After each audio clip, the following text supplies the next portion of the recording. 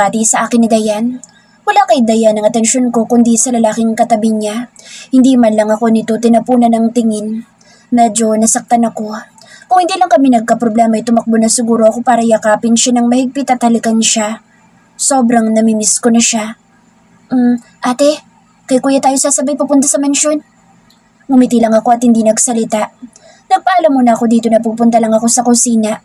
Uminom ako ng tubig dahil pakiramdam ko'y nanuyo ang lalamunan ko. Nagulat ako nang dumaan ito sa tabi ko para kumuha ng baso at uminom din ito ng tubig.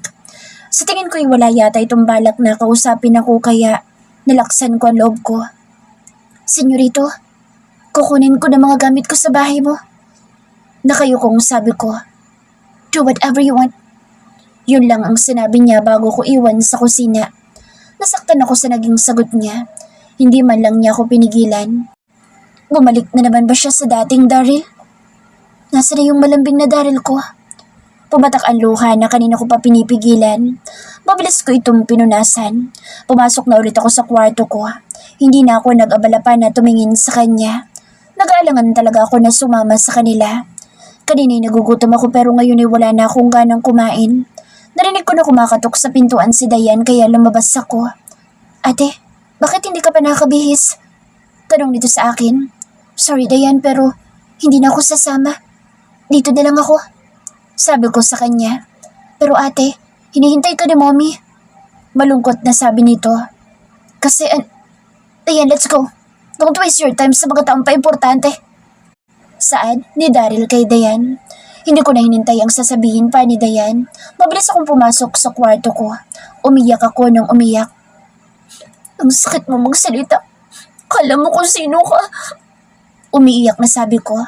Panay ang katok ni Dayan sa pinto pero hindi ko ito binuksan. Sobrang nasaktan ako. Ate, alis na kami. Paalam nito sa akin. Hindi ako sumagot.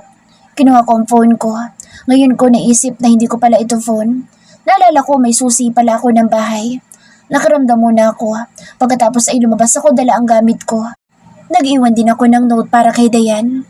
Nag-taxi ako papunta sa bahay namin. O mas magandang sabihin na kanya. Madilim ang buong paligid.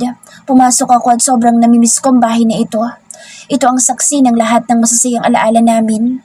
Umakyat ako sa silid niya at nagsimula ako magligpit ng gamit ko. Nilagay ko ito sa loob ng traveling bag. Binuhat ko itong pababa at lumabas na ako ng bahay niya. Iniisip ko ngayon kung saan ako pupunta. Gabi na at wala na akong mapupuntahan. Nahiya din kasi akong tumawag sa mga kaibigan ko. Nagsimula na ako maglakad kahit na hindi ko alam kung saan ako pupunta. Daryl's POV. Hindi ko siya maintindihan kaya iniwan ko siya sa kusina. Umakyat muna ako sa opisina ko para magpalamig. Habang nag-aayos ako ng mga files sa laptop ko, ay nag-pop up ang notification mula sa page ng university. Hindi ko alam pero binuksan ko ito at doon ko nakita ang mga pictures nila ni Stephen. Umahon ng selos at galit sa puso ko. Alam ko na hindi yun totoo pero hindi ko maiwasang hindi magselos. Uminom ako at hindi ko na malaya na nakatulog na ako. Nagising ako na nasa office ko pa rin ako. Pumasok ako sa kwarto namin. Nakita ko itong tulog na tulog. Naligo ako at naganda para pumasok. Ewan ko ba pero nagsiselos pa rin ako. Nais ko na lambingin niya ako. Hinalikan ko siya bago ako umalis. I love you babe. Bulong ko dito bago ako umalis. Papasok pa lang ako sa first class ko ay naririnig ko ang bulungan ng mga estudyante tungkol sa kanila ni Stephen. Malapit na ako magsimula ay wala pa ito. Nang dumating siya ay hindi ko siya pinapasok. Alam ko nasaktan ko siya pero nagawa ko na. Hindi ko na pwedeng bawiin pa. Bala ko na mamaya makipag-ayos sa kanya. Paglabas ko'y nakita ko itong nakaupo sa labas ng room nila. Gusto ko siyang itayo doon at yakapin pero hindi ko magawa. Nakonsensya ako sa kagagawan ko. Sumapit ang uwian ay hinintay ko siya pero hindi ko siya nakita. Nag-decide ako na umuwi na sa bahay namin pero wala siya. Dapat ganitong oras ay nakauwi na siya. Bigla akong nataranta. Shit, where are you babe? Tawag kasi ako ng tawag pero nakapatay ang phone niya. Nagmaneho akong pabalik sa university. Hinanap ko siya sa buong campus hanggang sa nakita ko si Dayan. Are you my kuya? Nakangising sabi nito sa akin. Magulo ka sa ang buhok ko at nakapambahay pa ako. Wala ako sa mood na makipagbiruan sa'yo, Dayan. Seryosong sabi ko sa kanya. I know, kuya. Siguro yung hinahanap mong babe mo, no? Nakangising sabi niya. Kumunot ang noo ko sa sinabi niya. Paano mong nalaman? Secret. Nakangising saad niya sa akin. Sasabihin mo o isusumbong ko ang pakikipag-date mo sa kaibigan ko? Pagbabanta ko sa kanya. Kuya! Sigaw nito sa akin. Sasabihin mo o sasabihin ko kay mom? Pananakot ko sa kanya. Fine. Doon siya sa kondo ko. Sagot niya sa akin. What? Nagulat ako sa sinabi niya. Sa kondo ko. Inaaway mo kasi kaya ayaw na umuwi sa'yo. Mataray na sabi nito. Let's go. Sabi ko sa kanya. Hayaan mo muna siya kuya. Sa tingin ko'y ayaw kanya makita. Nakita kanya kanina habang kausap ng higad. Pupuntahan sana kita na makita ko siyang umiiyak. Papaalis mula sa office mo. Saad nito sa akin. Shit. Mas kailangan ko siyang kausapin. Sabi ko dito. Bakit hindi niyo muna bigyan ng space ang isa't isa kuya? Sabi ng kapatid ko. Napaisip ako sa sinabi niya. Siguro'y magkakaproblema din kami kung ipipilit ko sitwasyon namin ngayon. Okay, but make sure that she's okay. Sabi ko dito. Opo kuya. Kung gusto mo, lagyan mo pa ng camera doon para lagi mo siyang nakikita. Great idea, bunso. Sabi ko dito sabay gulo ng buhok niya. Kuya naman. Alam ko na masaya ka pero huwag mo namang guluhin ang hair ko. Nakangusong reklamo niya sa akin. Ihatid na kita, bunso. Gusto ko din siyang makita. Sabi ko dito. Okay. Tipid na sagot dito. Nagmaneho ako papunta sa kondo niya. Katunayan walking distance lang naman ito mula sa school. Napangiti naman ako dahil alam ko na maayos lang ito. Bukas ay lalagyan ko ng mga hidden camera ang kondo ni Dayan. Pagdating namin ay nagpaiwan ako sa labas. Kailangan muna naming malaman kung nasaan siya. Pumasok na sa loob si Dayan. Ilang sandali pa ay lumabas na ito. Kuya, pasok ka na. Tulog pa siya. Saad nito sa akin. Mabilis naman ang naging kilos ko at pumasok ako kaagad. Nakita ko itong tulog sa sofa. Nilapitan ko ito at tinalikan sa labi. Sorry babe. I love you. Bulong ko dito bago ako nagpaalam sa kapatid ko na uwi na ako. Nalungkot din ako dahil hindi ko siya makakatabi ngayong gabi at sa mga susunod pang mga araw. Kinabukasan ay maaga kong pumasok sa university. Hindi ko ito nakita at hindi siya pumasok sa klase ko. Sumapit ang tanghali, pumunta ako sa kondo ng kapatid ko para iset up ang mga hidden camera. Nang maayos ko na bumalik na ako sa trabaho. Sumilip ako sa practice room nila. Nakita ko siyang sumasayaw. Biglang napakuyom ako ng kamao ko nang makita ko na lumapit sa kanya ang kasamahan niyang lalaki. Na ayon sa narinig ko ay may gusto sa kanya. Umalis na ako kaysa makagawa pa ako ng mga bagay na hindi dapat. Hindi ko din nakita ang tarantadong pinsan ni Luke. Kapag nalaman ko na siya ang may kagagawa ng mga post doon sa page, ay baka babasag ko mukha niya. Pinagbantaan ko na pero parang wala pa rin siyang pakialam. Hindi niya ako sinunod. Pagsapit ng uwian ay hindi muna ako umuwi. Sinusundan ko siya. Doon ko pinarada sa kondo ni Dayan ang kotse ko. Tuwing gabi sinisilip ko ang mga footage. Doon ko lang kasi ito nakikita. Napansin ko na antukin nito. Marahil ay pagod na pagod ito sa practice nila. Doon ko siya lihim na pinagnanasaan. Nakikita ko kasi siyang nakatapis lang ng towel kapag galing sa banyo. Hindi ko maiwasang mag-init. Ilang araw na akong walang sex life. Iniwan kasi ako ng babe ko. Hindi ko siya tinatawagan dahil nakikita ko naman siya lagi sa phone ko. Tom, I miss you so much, babe. Napapamura ako mag-isa dito sa kwarto namin. Nakontento muna akong magsarili. Hindi ko talaga akalain na darating ako sa punto na magsasarili ako. Halos araw-araw yun ang routine ko.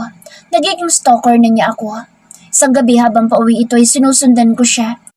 Napapangiti ako dahil alam ko na kinakabahan ito. Alam ko na iniisip niya na masamang tao ako. Mabilis kong pinigilan ng elevator. Kita ko ang gulat sa mukha niya nang pumasok ako. Narinig ko din siyang nagsasalita. Ano ba, Sasha? Huwag kang matulog.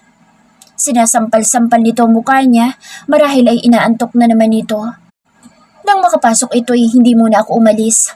Umupo ako sa may sulok at sinilip ko ang camera. Nakita ko na kumakain ito. Wala si Dayan kaya bala ko na dito matulog. Ang dapat ko lang gawin ay hintayin siyang makatulog. Bumaba muna ako para kumain ng dinner. Pagkatapos ko'y bumalik ako sa itaas.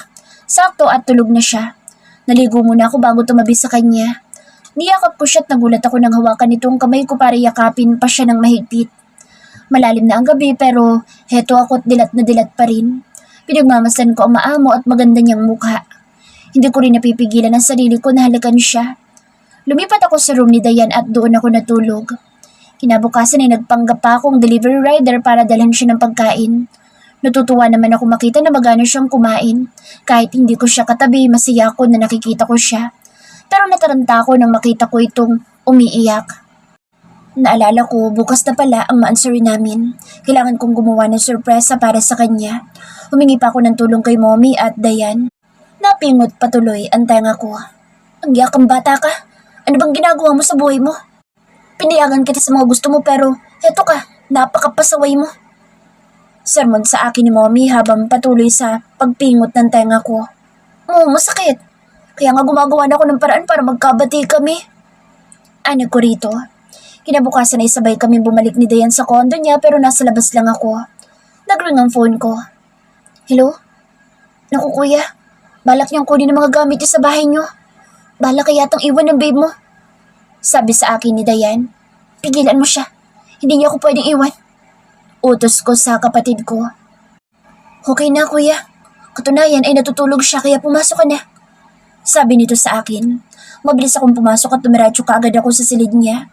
At tama nga ang kapatid ko dahil natutulog ito ngayon. Hindi ko maiwasang mabuhayan nang makita ko makinis niyang hita. Nakasuot ito ng bestida at lumihis ito kaya kitang-kita kong pinananabikan ko ng sobra. Pinagpapawisan ako at ilang ulit na napalunok hanggang sa hindi ko na mapigilan ang sarili ko na angkinin siya. Nakapagtataka lang na hindi ito nagigising pero pangalan kong isinisigaw niya. Lalo akong ginanahan dahil sa naririnig ko. Ilang galaw pang ginawa ko at sumabog ng mainit kong katas sa sinapupunan niya. Inayos ko siya at lumabas na ako na parang walang nangyari. Ang lawak ng ngiti natin ah. Puna sa akin ng kapatid ko. Shut up. Kalmadong saway ko sa kapatid ko.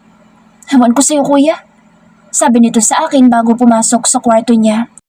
Ako naman ay pangiti-ngiti lang ngayon. Kasalukuyan akong nagre-review ng footage kanina. Hindi ko kasi nakita ang reaksyon niya nang ibigay ni Dayan ang bulaklak na binigay ko. Ang saya ko dahil nagustuhan niya. Kasalukuyan na akong nag-chat ng emails ko na lumabas ito sa kwarto. Hindi ko ito pinansin at pumunta ito sa kusina pero sinundan ko siya. Kunwari nauuhaw ako. Naiinis akong bigla nang kausapin niya ako at hindi babe ang tawag niya sa akin kundi senyorito. Sa inis ko'y sunungitan ko siya. Without realizing kung anong lumabas sa bibig ko na mga salita. Shit, napamura ako ng wala sa oras. Pumasok ito sa silid niya at hindi na lumabas kaya inutusan ko ang kapatid ko na tawagin na. Nagulat ako dahil hindi ito sasama at namamaga ang mga mata nito sa hinang pag-iyak. Gusto kong saktan ang sarili ko dahil sa ego ko ay pinangatawanan ko ang pagiging masungit ko sa kanya. Habang nasa biyahe kami, hindi ko maiwasang isipin siya. Gusto ko siyang balikan at yakapin. Kuya, balikan na natin sa ate. Sabi ng kapatid ko. Mabilis ako nag-U-turn pabalik sa kondo ng kapatid ko pero kinabahan ako nang makita ko ang sulat niya, pati na ang phone niya. Mabilis akong bumaba at sumakay sa kotse ko papunta sa bahay namin. Sigurado ako na nandoon siya. Please babe, don't leave me. Hindi ko mapigilang sabihin habang nagmamaneho ako. Binalasan ko ang pagmamaneho ko dahil baka hindi ko na siya maabutan. Hindi niya ako pwedeng iwan. Sasha's POV. Palabas na ako ng subdivision nang harangan ako ng kotse. Nagulat pa ako dahil kotse ito ni Manong. Mabilis itong lumabas sa kotse niya sabay yakap sa akin ng mahigpit. Hindi ko naman mapigilan ang luha ko. Sumubsob ako sa dibdib niya at umiyak ako ng umiyak. Ang buong akala ko talaga hahayaan na lang niya ako pero bumalik siya. I'm sorry babe. I'm really sorry. Bulong niya sa akin. Napagulhol ako dahil hindi ko na makayanan ang sakit. Nasaktan talaga ako sa pambabaliwala niya sa akin. Hinawakan niya mukha ko at tumingin sa mga mata ko. Tanging ilaw ng kotse ang naging ilaw namin. Mahal na mahal kita, babe. Sorry kung nasaktan kita. Sabi niya sabay halik sa labi ko. Walang tigil ang pag-agos ng luha ko. Ramdam ko ang pagmamahal niya sa pamamagitan ng halik niya pero hindi ko ito tinugon. Shh! Stop crying. I'm really sorry, babe.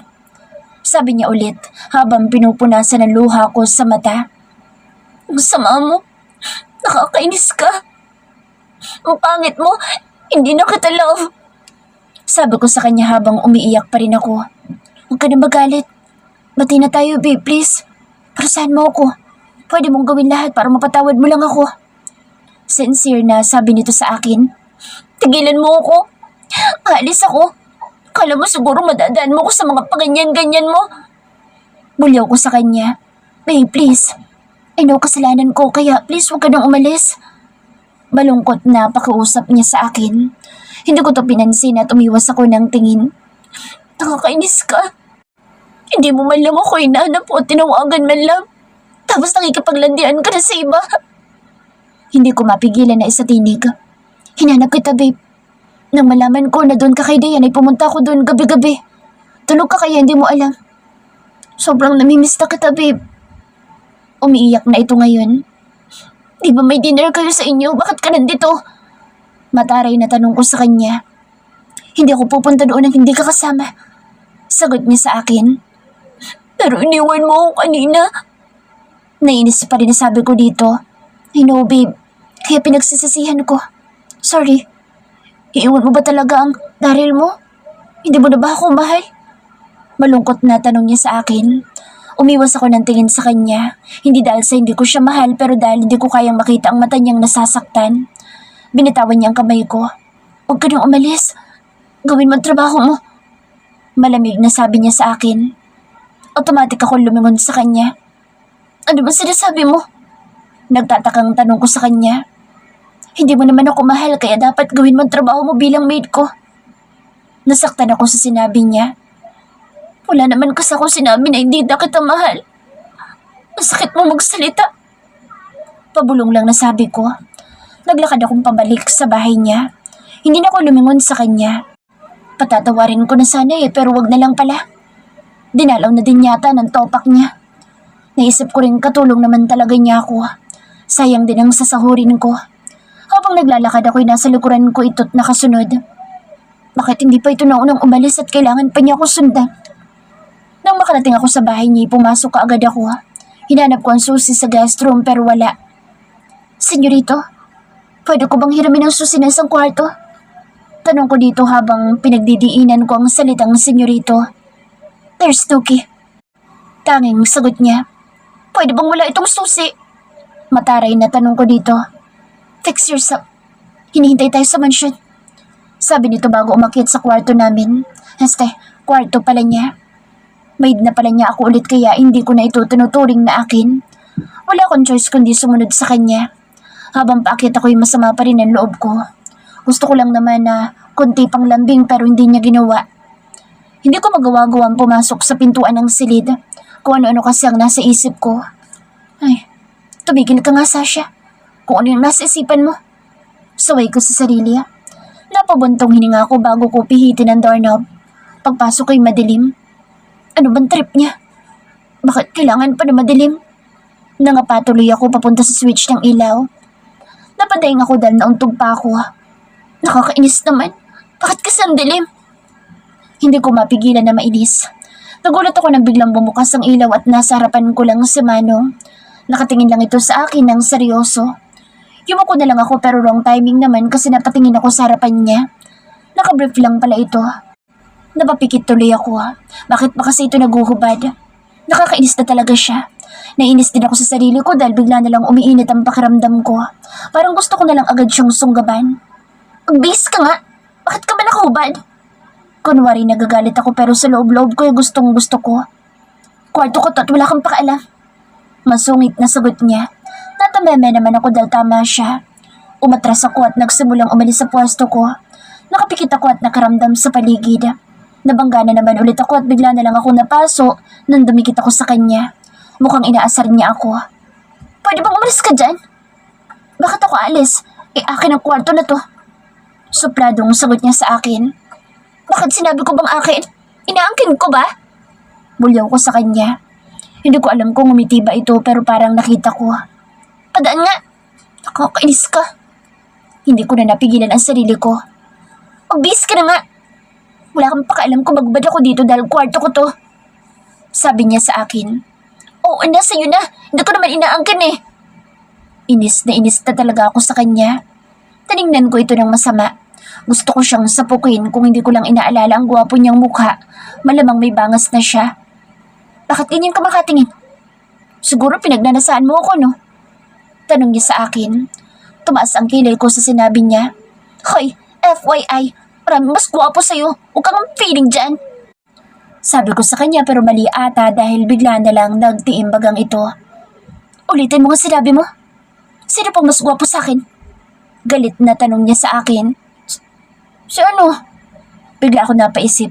Kasi kapag nag-name drop ako, baka magalit ito sa akin at baka bangasan pa niya mukha ng tao. Si Chip Royo. Mabilis na sabi ko. Naisip ko na kaibigan na lang niya para wala siyang gagawin saka pulis iyon. Shit! Umanda ka sa akin, Rico. Babasagin ko mukha mo.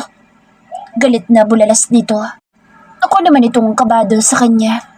Talaga bang gagawin niya iyon? Naglakad na ito at nagbihis sa harapan ko. Ano pang hinihintay mo? Magbihis ka na. Kanina pa tayo hinihintay sa mansyon. Sabi nito bago lumabas sa kwarto. Ako naman ay nagulat sa lakas ng pagsara niya sa pintuan. Halos mabingi ako sa lakas ng pagbalibag niya. Hindi ko maiwasang hindi mapangiti dahil nagselos ito at kahit na naiinitan ako, ay hindi ako bumigay sa karisma niya. Gusto ko tuloy batiin ang sarili ko dahil hindi ako naging marupok. Natakam pa naman ako sa mga pandesal niya. Dumiretso ako sa banyo para maligo. Sigurado ako naiinip na iyon sa kakahintay sa akin. Baka bugahan ako ng apoy.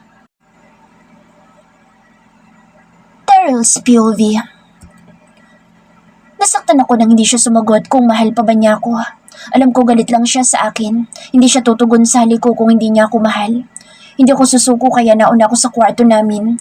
Gusto ko siyang akitin baka sakaling gumana ang charm ko pero lalo lang uminit ang ulo ko nang sabihin niya na mas gwapo sa akin si Rico. Damn you, Rico. Mura ko sa isipan ko.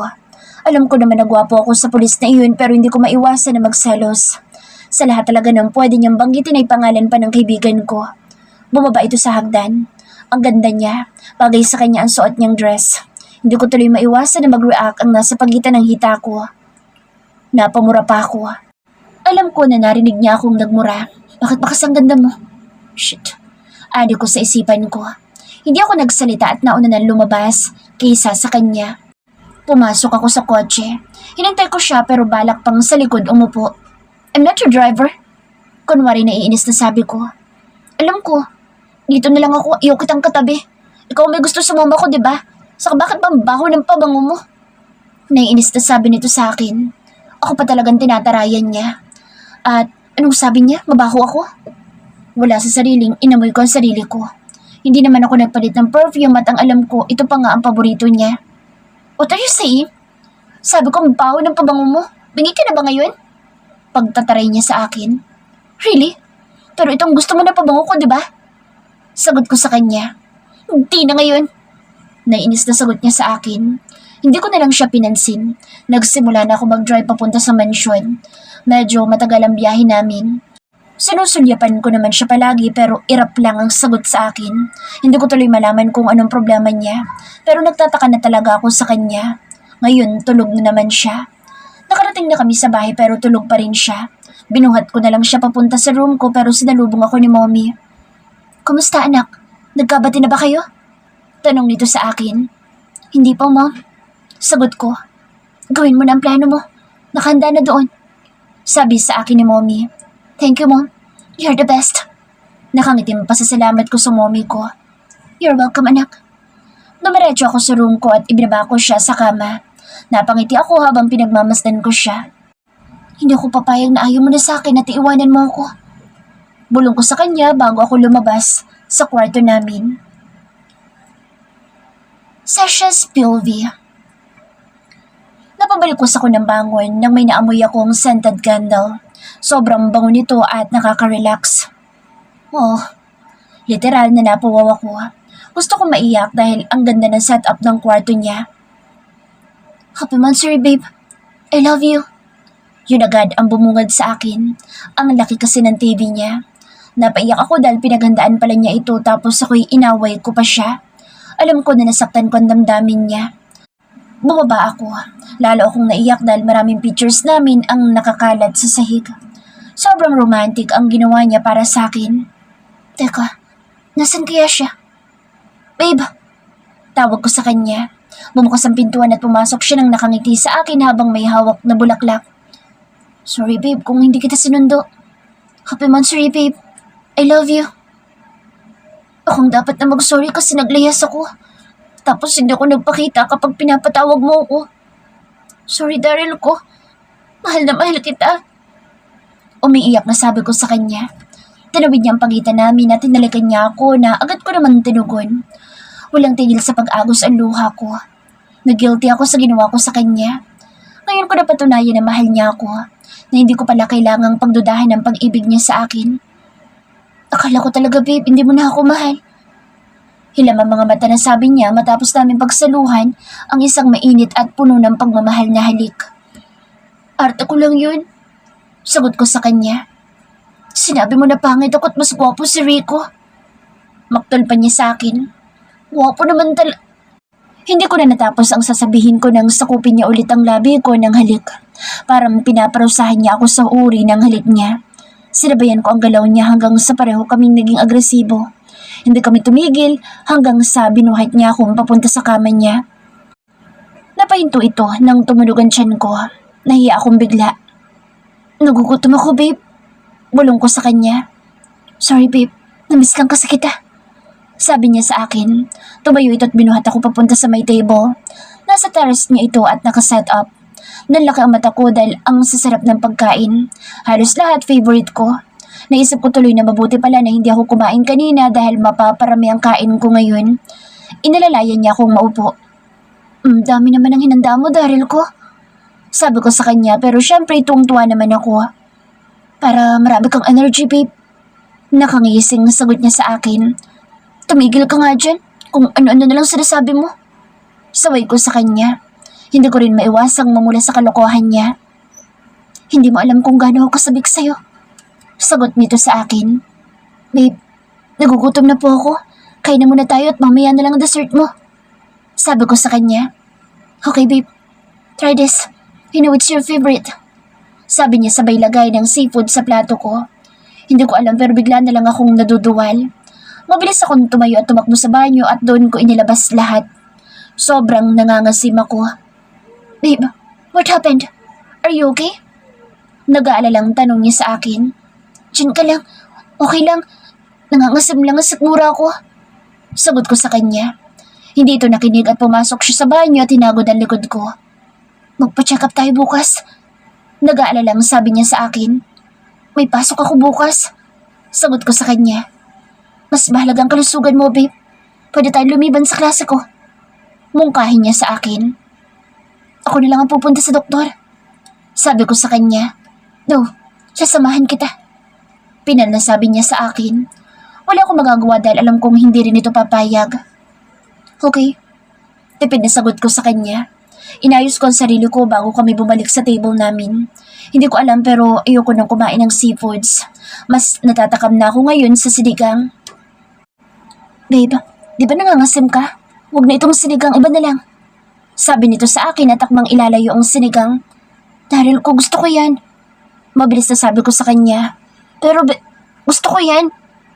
Tumulo ang luha ko habang sinasabi ko sa kanya na gusto ko ng sinigang. Hindi ko maintindihan ang sarili ko pero naiiyak talaga ako. Para kasi akong bata na pinagdadamutan. Shh, sorry babe, ito na. Sabi nito sa akin sabay lagay sa harapan ko ng mangkok.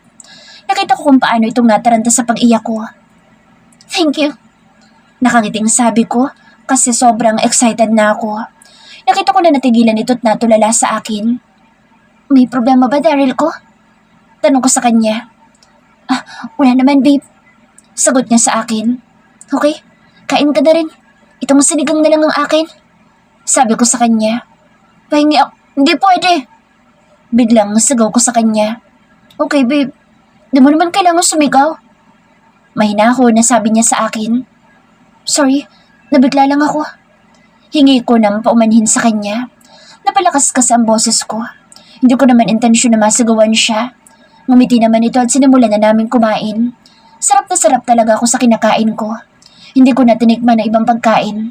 Tanging sinigang lang ang kinain ko. Sa tingin ko yung sinigang na lang ang gusto kong kainin palagi. Hindi na kami umuwi at napagpasyahan namin na dito na matulog. Napansin ko na bago na ang kama niya. Siguro inaalala niya sinabi ko noong nakaraan. Hindi ko tuloy maiwasang hindi mapangiti. Daryl ko, bakit nagpalit ka ng kama? Tanong ko sa kanya habang papasok kami sa loob. Katatapos lang namin kumain. Gusto ko ng new bed para pwede natin gawin ang alam mo na. Nakangising sagot dito sa akin. Puro ka talaga kalukuhan. Natatawang sabi ko sa kanya. Pumasok ako sa banyo para sana mag-toothbrush pero namangha ako sa bagong setup ng banyo. Ang daming scented candle at puno ng rose petals ang bathtub. Super romantic. Napangiti naman ako. Mukhang pinaghandaan niya talaga ang gabing ito. Hindi ko ito napansin kanina pero ngayon ay namangha talaga ako. Did you like it? Pabulong na tanong niya sa akin habang nakayapos sa bewang ko.